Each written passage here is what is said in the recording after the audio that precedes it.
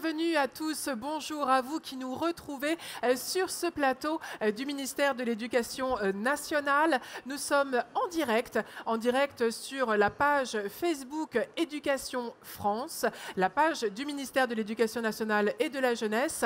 Et nous allons parler aujourd'hui du service civique, le service civique qui est aujourd'hui un véritable pouvoir d'être utile. Et nous allons donc accueillir sur ce plateau deux volontaires qui sont d'ores et déjà installés pour parler donc de leur expérience, de leur mission en tant que volontaires au sein de l'agence du service civique. Il y a deux autres micros de deux autres volontaires qui vont nous rejoindre au cours de cette émission parce qu'ils sont empêchés dans les transports en commun. Ça arrive parfois, ce sont les aléas du direct.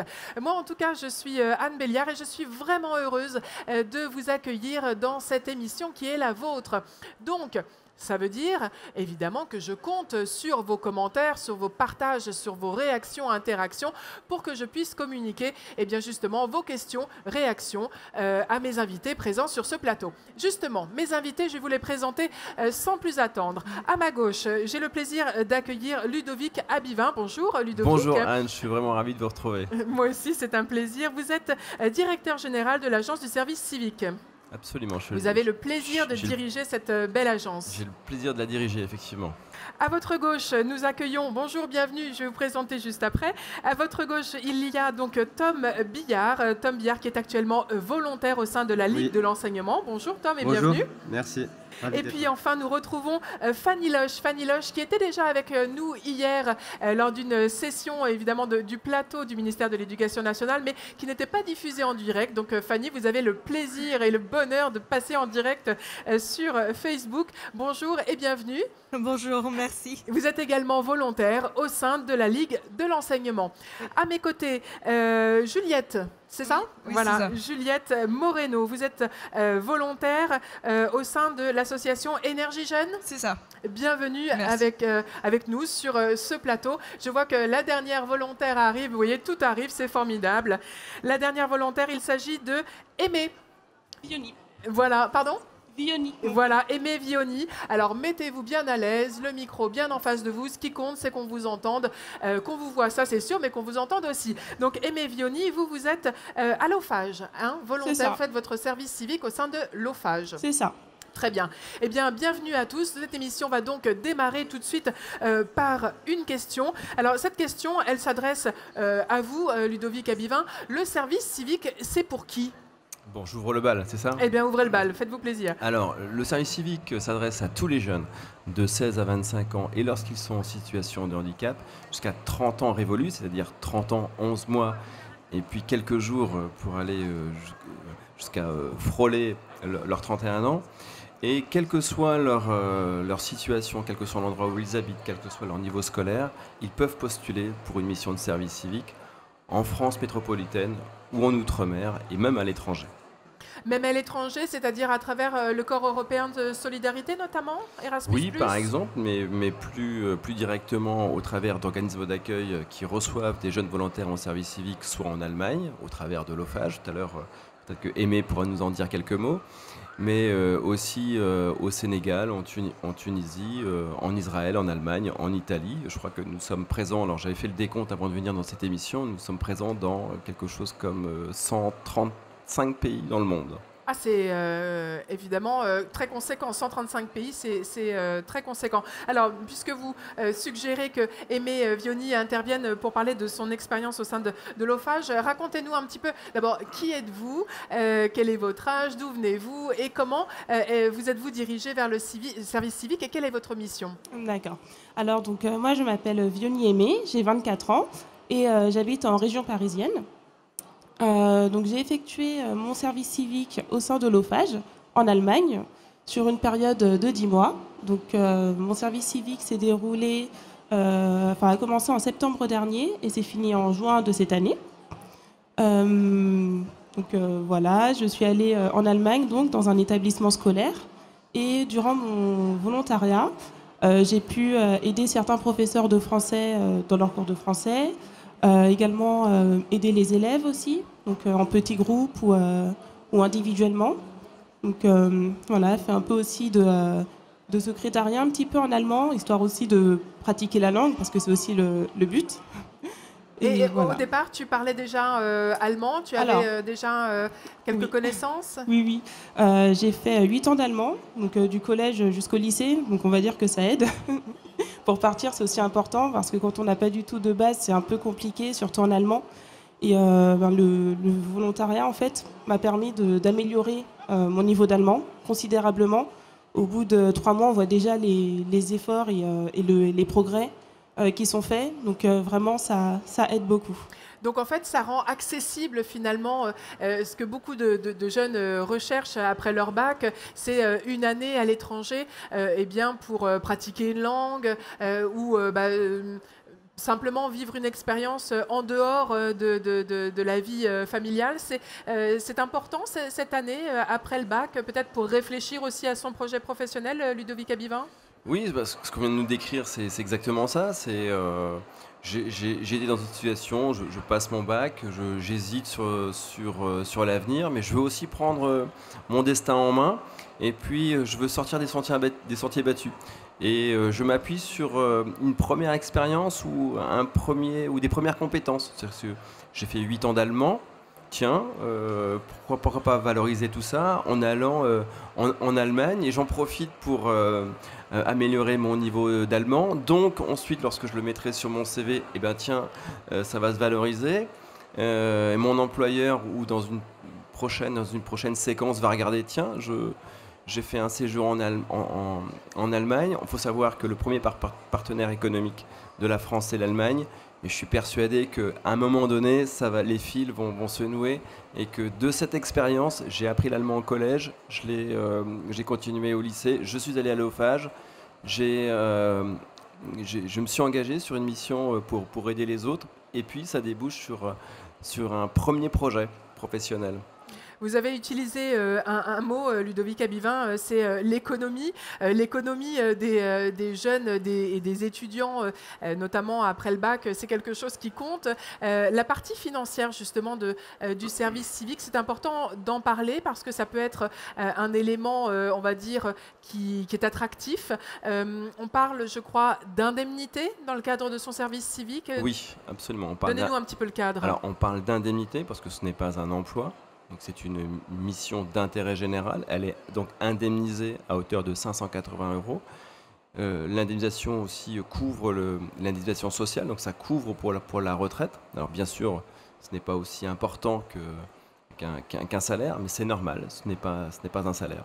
Donc c'est une indemnité qui vient au regard de ce premier engagement du jeune.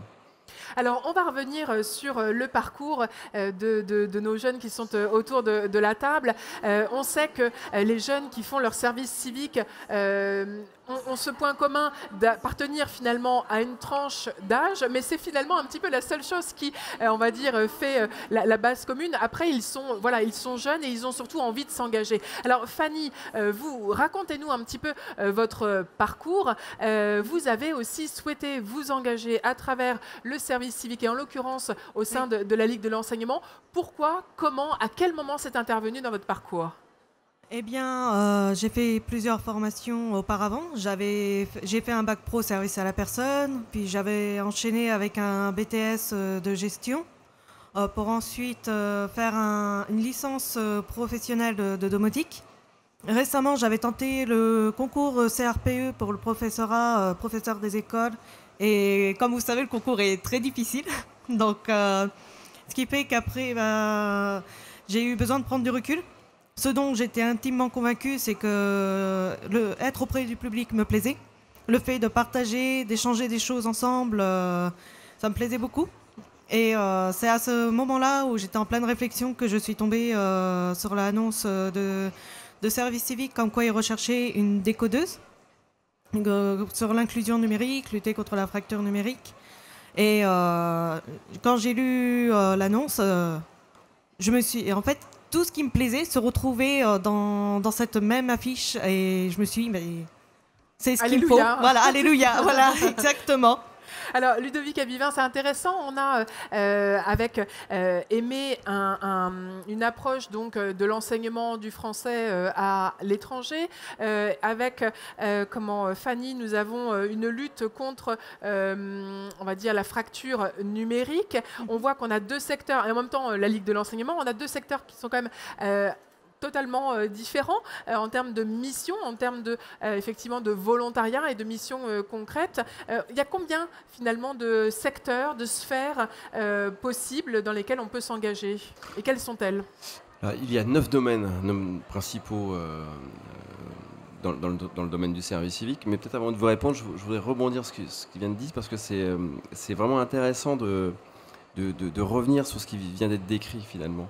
C'est-à-dire qu'on a une jeune volontaire qui se disait à une période de sa vie, moi je veux être professeur des écoles, je me projette sur un avenir, et puis finalement, on n'y parvient pas, on vient sur le site de l'agence, on trouve une mission, sans doute un peu au hasard probablement, si je comprends, c'était un petit peu à tâtons, oui. Et puis finalement Qu'est-ce que le hasard veut dire? C'est-à-dire que le hasard, il veut dire, j'ai, sans le savoir, touché un enjeu important dans la société, qui est la fracture numérique, qui concerne 13 millions de personnes aujourd'hui en France.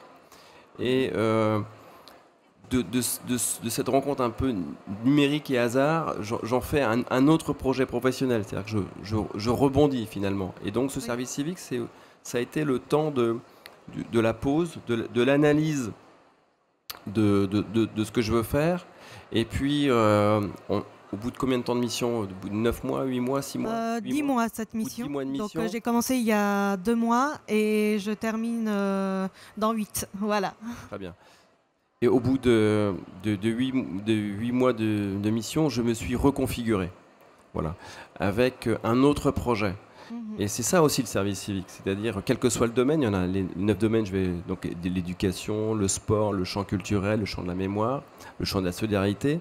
Quelle que soit la mission, c'est aussi un temps de pause. C'est ça qui est important, c'est-à-dire qu'à un moment où les jeunes sortent d'un cycle avec plein d'injonctions, c'est-à-dire qu'il faut avoir le bac, il faut avoir le diplôme, vous avez les parents, nos chers parents, n'est-ce pas, qui nous disent attention, il faut avoir les meilleurs diplômes, etc. Et ce service civique, c'est le pas de côté pour réfléchir. Et bien souvent, on trace d'autres perspectives. C'est ça qui est vraiment intéressant. Et en traçant d'autres perspectives, c'est le jeune qui se les trace lui-même. C'est-à-dire que je m'empare aussi de mon avenir, je lui donne du sens en dépit des injonctions qu'il a pu avoir par ailleurs. L'école, les parents, la famille, les copains, les amis. Alors moi j'ai envie d'aller poser la question à Tom. Tom Billard, vous êtes volontaire vous aussi au sein de la Ligue de l'enseignement. Alors les injonctions dont parle Ludovic Abivin, vous aussi vous y avez été confronté, et comment vous êtes-vous dirigé vers le service civique pour justement réfléchir peut-être à votre projet et vous resituer dans tout ça? Moi c'est-à-dire que c'est un peu différent. C'est-à-dire que moi, j'ai obtenu des diplômes, et en fait, le service civique m'a aidé en fait, à me diriger vers une voie pour découvrir une autre voie, en fait. Étendre un réseau, etc. C'est-à-dire qu'en fait, j'ai eu mon bac il y a 3 ans. Je me suis dirigé... Quel bac? STMG. D'accord. Et je me suis dirigé l'année dernière dans le développement web. Donc j'ai suivi une formation intensive de 1 an. Et je voulais mêler en fait les compétences que j'avais acquises avec de l'animation. Donc de l'animation numérique. Et du coup, c'est pour ça que je me suis dirigé vers un service civique. Et donc, la mission au sein de la Décodeur, Ligue Décodeur, donc vous avez la même mission. Exact. Voilà, donc on voit des parcours très différents pour une mission commune. Ludovic Abivin, l'intérêt aussi de ce service civique, c'est la mixité des profils, c'est la rencontre de toute cette diversité de jeunes pour un engagement et des missions communes. Oui, c'est vraiment une priorité pour nous. L'accessibilité, la mixité, le mélange aussi des jeunes dans les organismes d'accueil, faire en sorte que l'on crée de belles aventures humaines au travers de rencontres de 2 ou 3 volontaires sur une civique, sur une mission de service civique. C'est aussi notre priorité, absolument. Alors, Juliette, c'est à nous. Juliette, tu es volontaire donc chez Énergie Jeune. Oui. Parle-nous un petit peu de ton parcours, toi aussi. Quel âge tu as, d'où tu viens, et puis comment tu es venue donc à ce service civique. Quel a été ton chemin qui t'a amené donc vers le service civique? Alors moi j'ai 20 ans, donc j'ai passé mon bac il y a 2 ans. J'avais commencé une licence audiovisuelle, voilà, qui m'intéressait, le domaine m'intéressait, mais au bout de 3-4 mois j'ai décroché. Parce qu'il y avait peut-être trop de théorie, peut-être que j'avais aussi un peu un ras-le-bol de l'école. J'avais envie de me mettre au travail, enfin de faire des choses concrètes. Et du coup, je voulais pas passer le reste de l'année à rien faire. J'avais entendu parler du service civique, ça me paraissait intéressant. Et puis j'ai trouvé, au début, j'avais trouvé un autre service civique dans le domaine de la culture. Où, enfin voilà, il y a eu des petits conflits. Après, je suis repartie dans le domaine de l'éducation parce que j'aimais beaucoup travailler avec des jeunes. Et voilà, donc c'est comme ça que je me suis engagée à Énergie Jeune. Alors, qu'est-ce que tu fais au sein de Énergie Jeune? Quelle est ta mission? Alors, j'interviens dans des collèges majoritairement en situation prioritaire. Et on leur propose un programme qui est censé les remotiver scolairement et leur donner des méthodes avec l'aide des professeurs pour développer la persévérance scolaire. Et on intervient en prévention du décrochage scolaire. Donc on intervient dans les classes pendant les heures de cours et voilà, on anime des classes. Super, ça nous rappelle un petit peu le projet Unicité Booster qu'il y a au sein d'Unicité, cette volonté vraiment de lutter contre le décrochage scolaire. Ça devient de plus en plus ancré dans l'ADN de l'agence du service civique aussi. Je crois que vous avez signé cette semaine pour l'agence une convention de lutte contre le décrochage scolaire. Ça fait partie de l'ADN de l'agence? Oui, on est très actif sur ce type de thématique ou de problématique. Parce que comme le disait Juliette, nous ce qu'on veut faire, c'est faire des choses concrètes. J'aime bien cette définition. Et si je devais retenir une définition du service civique pour un jeune, c'est je fais des choses concrètes au service de l'intérêt général, en particulier pour les décrocheurs. Et le service civique est un levier pour ramener de la confiance auprès de jeunes qui, pour des tas de raisons, sont dans ce type de situation, et on les remet en confiance. Voilà. Et on les ramène vers l'école. Et on les ramène aussi vers l'apprentissage. Et on les ramène aussi, d'une certaine manière, vers la société. Et on fait 2 choses en vrai. On change le regard de la société sur ce jeune, qui peut parfois, par son phrasé, par son comportement, être disruptif. Mais aussi on change le regard du jeune sur la société. Et le service civique, dans le cas particulier du décrocheur, ça ramène cette notion de confiance et cette notion du bon, j'ai fait quelques pas de travers à un moment de ma vie, mais on tend la main et on crée aussi une relation de pair à pair entre un jeune en service civique qui va tendre la main à un jeune. Et tout ça aussi, ça fait cohésion. Voilà. Donc je suis parti d'une définition très restrictive du service civique que Juliette a proposé, c'est faire des choses concrètes, mais c'est exactement ça, le service civique. Alors, après ces missions très concrètes, Juliette, qu'est-ce que tu envisages? Tu parlais tout à l'heure d'une licence audiovisuelle. Est-ce que cette expérience du service civique t'influence peut-être vers un autre choix de poursuite d'études? Alors oui, je pense que ça m'a influencée. Pendant une période, je ne comptais absolument pas reprendre d'études. Je voulais juste continuer à travailler. Maintenant, le domaine de l'audiovisuel m'intéresse toujours et je compte reprendre un BTS. BTS audiovisuel. Voilà, c'est ça, BTS audiovisuel, pour travailler rapidement et pour rester dans le concret, dans la technique. Voilà, mais je pense que le service civique m'a aussi redonné confiance dans le fait que j'étais capable et que si je voulais travailler, j'en étais capable. On voit hein, là vraiment le pouvoir d'être utile qui donne de la confiance. Aimé Vioni, je te voyais faire oui, oui, oui. Et toi aussi, tu partages ce que dit Juliette. Qu'est-ce que tu vas faire après ton service volontaire? Donc moi du coup j'ai déjà ton service civique, pardon, en tant que volontaire, c'est pas pareil. Je précise.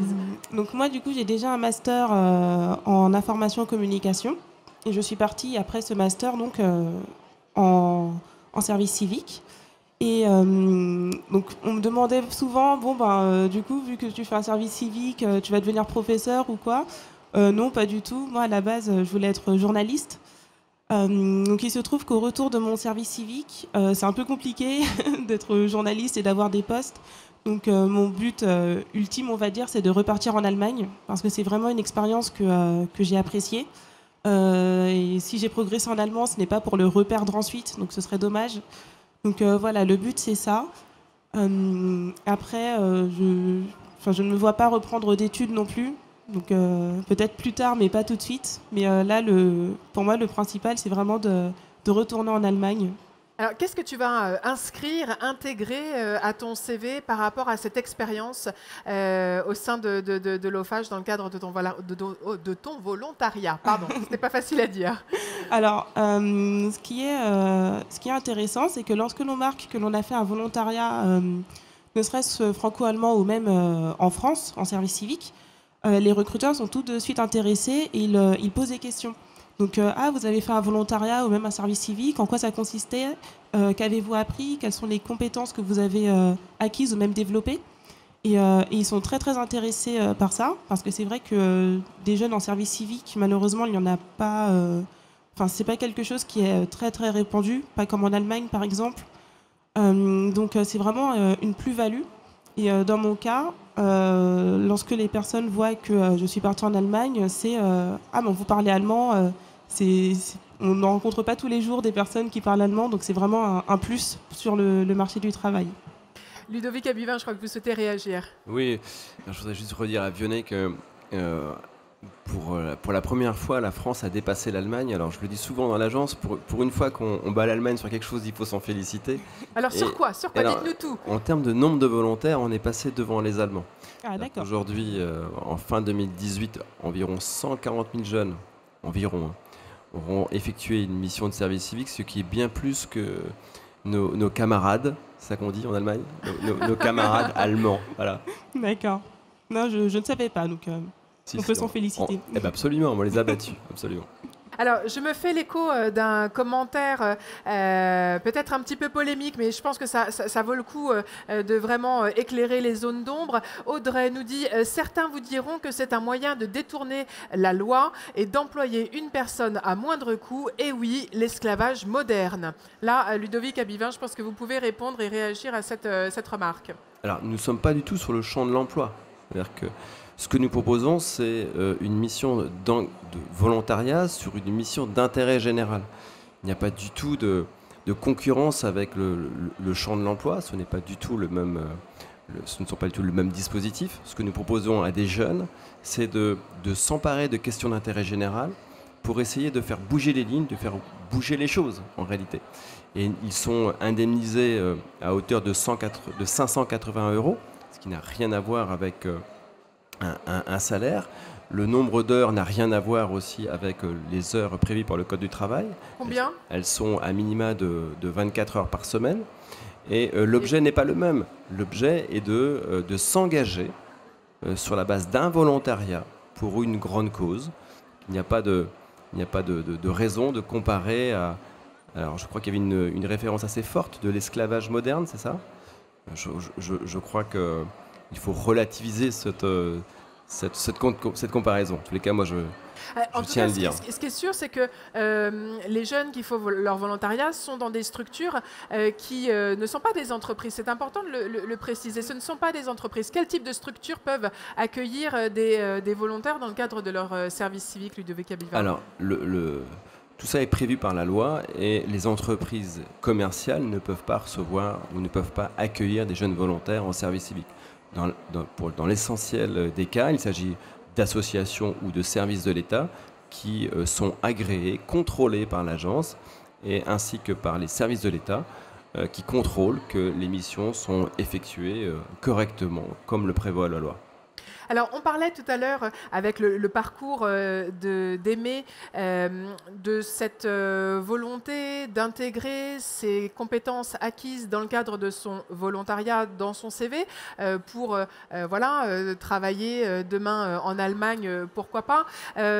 Quels sont les chiffres, on va dire, soit de poursuite d'études après un service civique ou bien d'insertion au niveau professionnel? Parce qu'on voit tous ces jeunes qui ont des compétences, de la confiance, des responsabilités dans le cadre de leur service civique. C'est pas neutre. Derrière, il y a véritablement des chiffres qui concrétisent cette expérience. Oui, alors, les grandes priorités de l'agence, vous savez, en termes d'accessibilité, en termes d'attractivité des missions. Et à côté de cet axe prioritaire, il y a la valorisation des parcours. Et ce que nous, on regarde, on constate, c'est que 90% des jeunes sont en sortie positive 6 mois après un service civique. Sortie positive, ça veut dire un emploi, ça veut dire une formation professionnelle, ça veut dire aussi la poursuite d'une vocation découverte pendant un service civique. Un jeune ayant fait une mission de service civique, comme on vient de le décrire pour Tom et Fanny, des milliers de jeunes le font aussi. Un jeune ayant fait une mission de service civique dans le domaine social ou des solidarités se découvre une vocation et ensuite poursuit ce chemin, soit à travers une formation professionnelle, soit une embauche dans le secteur. Alors justement, Fanny, Tom, vous êtes tous les deux, donc je rappelle, à la Ligue de l'enseignement dans le cadre de votre volontariat. C'est quoi l'après-service civique pour vous, Tom? L'après-service civique, comme je vous l'ai dit tout à l'heure, en gros, je veux mêler le numérique avec l'animation. Donc c'est-à-dire qu'en France, il y a beaucoup de... Moi, je travaille personnellement dans un centre social. On connaît beaucoup certains pôles de centre social, pôle jeunesse, pôle famille. Et il y a une sorte de pôle en ce moment qui est en train de se développer, c'est le pôle numérique. C'est-à-dire qu'au niveau de l'apprentissage, que ce soit du ludique ou du scolaire, on passe beaucoup de temps en fait avec les enfants autour du numérique parce que ça facilite pas mal le contact avec eux. Et en fait, moi je veux mêler donc mon métier qui est déjà dans le numérique avec de l'animation, donc pourquoi pas une petite place dans un pôle numérique, dans un centre social ou une structure. En tout cas, on sent que tu as les yeux qui brillent. Ouais, tu as déjà commencé un petit peu à poser des jalons. T'en es où là dans ta recherche? J'ai débuté mon service civique le 1er octobre. Donc pour l'instant, c'est tout nouveau. Je reste... j'attends de voir la suite. Mais c'est sûr qu'en termes de débouchés, c'est la voie que je me vois poursuivre en tout cas. Ce qui est intéressant aussi, Ludovic Abivin, c'est que cette première expérience de volontariat, quand bien même, effectivement, ce n'est pas un emploi, on l'a bien compris, offre l'opportunité à nos jeunes d'avoir de belles missions, de belles responsabilités. Et puis aussi, et moi, ça, je tiens véritablement à mettre l'accent dessus, à travailler un petit peu son réseau. Parce qu'aujourd'hui, on le sait, travailler son réseau, c'est une étape indispensable pour s'intégrer aussi en entreprise demain, avoir l'opportunité de trouver une place en entreprise demain en s'étant fait connaître déjà dans le cadre de sa mission de service civique. Oui, Anne, je partage votre point de vue. C'est exactement ça. C'est-à-dire qu'on a des jeunes qui, à partir d'un dispositif d'engagement qui a été prévu par la loi il y a maintenant 9 ans, on va dire 10 ans, on en fait, et c'est les jeunes qui ont fait ça, on en fait un premier dispositif d'insertion professionnelle. Et on le constate simplement. C'est-à-dire que ce sont les jeunes qui, massivement, ont décidé que ce dispositif d'engagement devient un dispositif d'insertion pour leur premier pas dans la vie professionnelle. Et un des premiers marqueurs, effectivement, d'un dispositif d'insertion, c'est comment est-ce qu'on crée son réseau au-delà des Facebook entre amis.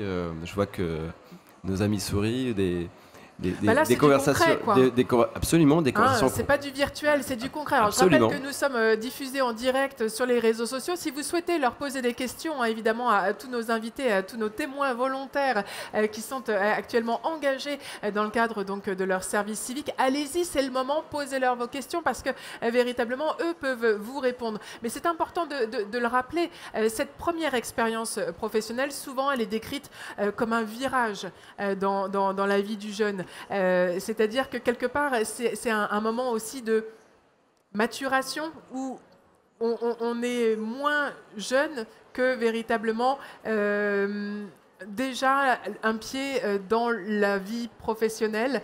On parlait tout à l'heure avec Juliette de son désir peut-être de ne plus reprendre des études. Et puis en fait, le service civique lui a redonné de la confiance. Et là, pour le coup, on n'est plus à faire ce que nos parents attendent de nous. C'est Juliette qui en a le désir. Ou voilà, c'est Aimé ou Tom ou Fanny qui ont véritablement pris leur avenir en main, qui ont pris vraiment le taureau par les cornes pour leur avenir. Et c'est leur désir, ils font ce qu'ils veulent. Ça, c'est fort. Oui, c'est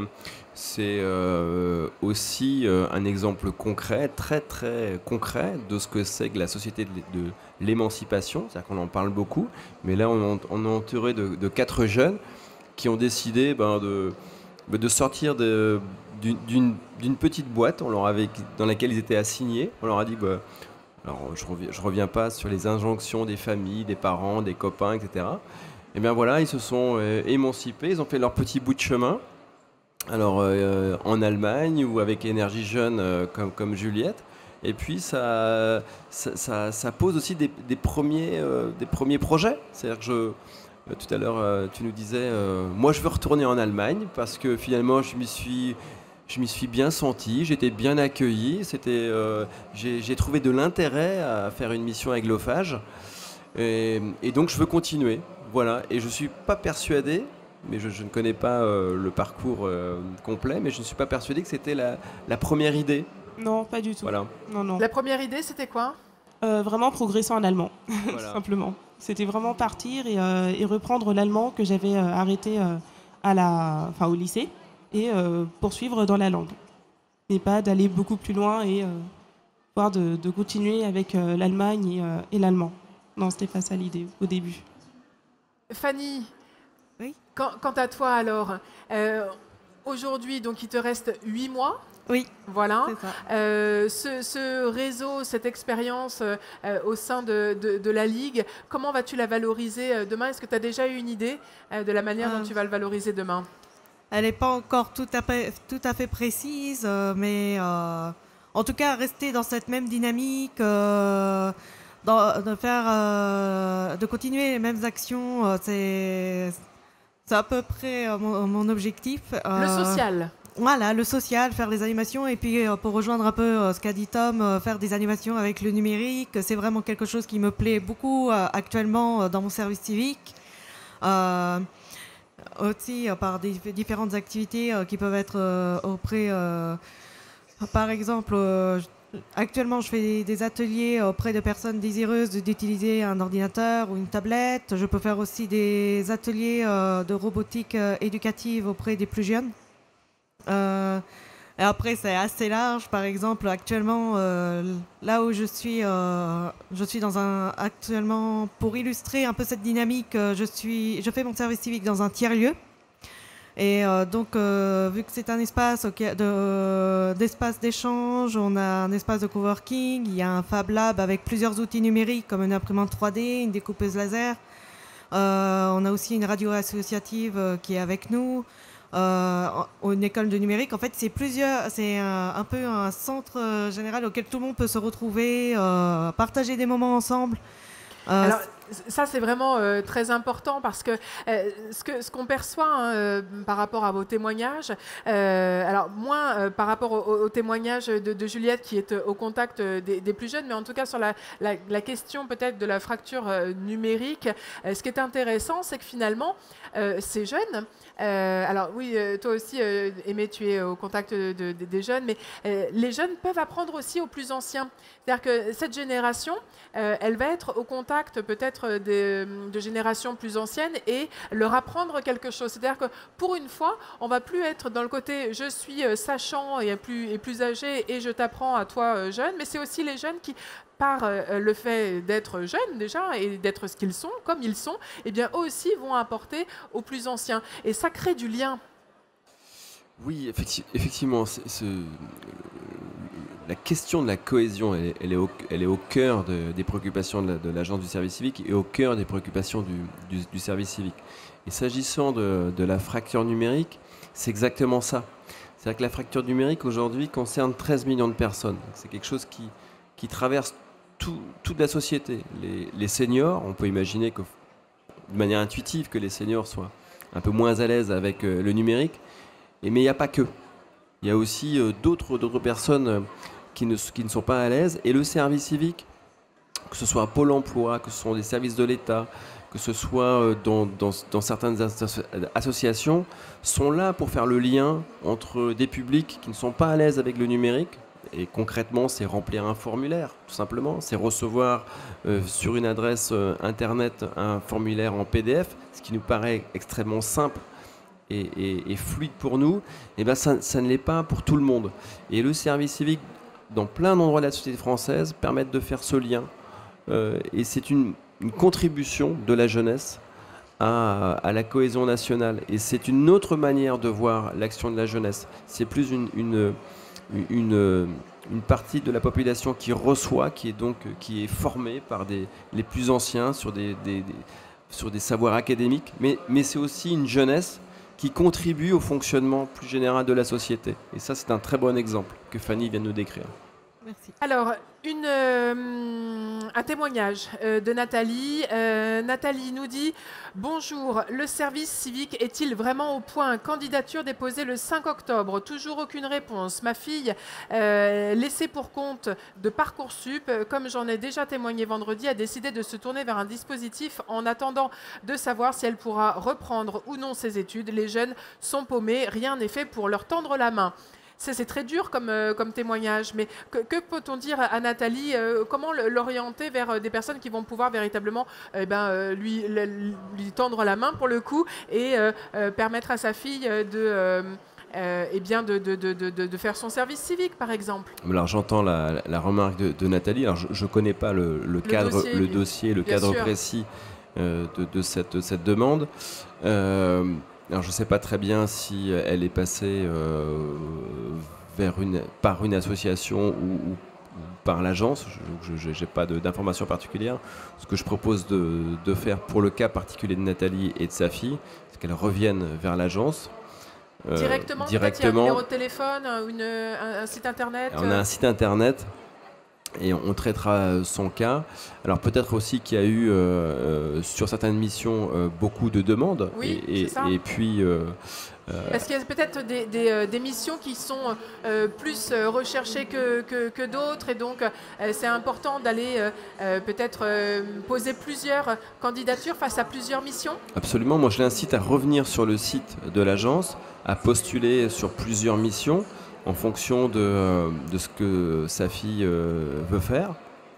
Et là, je crois que j'ai 4 témoignages qui pourront dire et confirmer ce que je vais dire, c'est que pour obtenir une mission, il n'y a qu'un seul moteur, c'est la motivation. Une fois qu'on a réussi à démontrer à l'organisme d'accueil qu'on a vraiment envie de faire sa mission, que ce soit Énergie Jeune, que ce soit à l'OFAGE ou à la Ligue, eh bien, on a toutes les chances de bénéficier de cette chance de faire une mission de service civique. Mais en tous les cas, il ne faut pas rester sur cette situation ou cette impression d'échec. Voilà.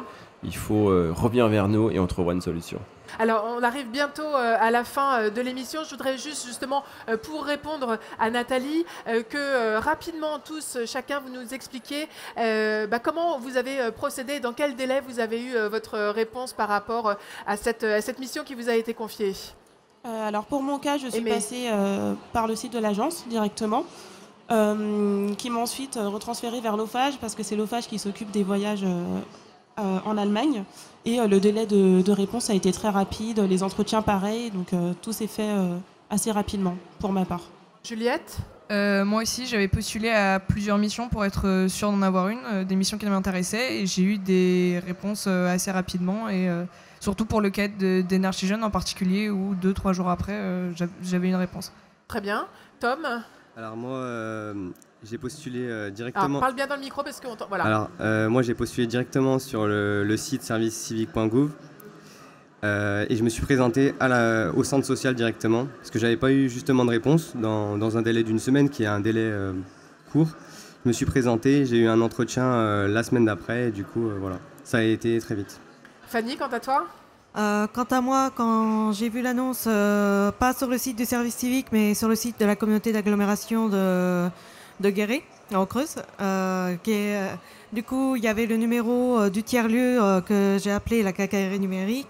Donc, ce qui fait, on a convenu très vite d'un rendez-vous en fin de semaine. Donc, ça a été très rapide et il m'avait donné un temps auquel il dirait vous aurez une réponse à ce moment-là. Et après, ça a été très rapide. J'ai signé le contrat de service civique avec la FOL et la Ligue pour pouvoir débuter la semaine suivante. Ludovic Abivin, pour conclure, des milliers de missions, une mission pour chacun? Absolument, et une mission pour tous. Et puis, si on est proche de la conclusion, je voudrais vraiment vous remercier, Anne, pour ce temps d'échange. Je voudrais aussi remercier ces jeunes. Quand je les rencontre, ça donne du sens à mon métier. C'est vraiment sympa de vous voir parce que c'était toujours enrichissant de vous entendre. Je voudrais aussi remercier les 11 000 organismes d'accueil qui accueillent ces jeunes. On a cité l'OFAGE, on a cité la Ligue de l'enseignement, je pourrais citer la Croix-Rouge, Unicité, l'Institut de l'engagement et tous les tuteurs également dans ces organismes d'accueil qui font que le service civique est une vraie force pour notre pays. Merci beaucoup Ludovic Abivin, merci Aimé, Juliette, Tom, Fanny d'avoir participé à cette émission. Merci pour vos témoignages, j'espère qu'ils ont été inspirants et instructifs pour vous qui nous avez suivis durant tout ce Facebook Live. Je vous donne rendez-vous cet après-midi pour une nouvelle émission à 15h15 sur le harcèlement. Merci, à bientôt.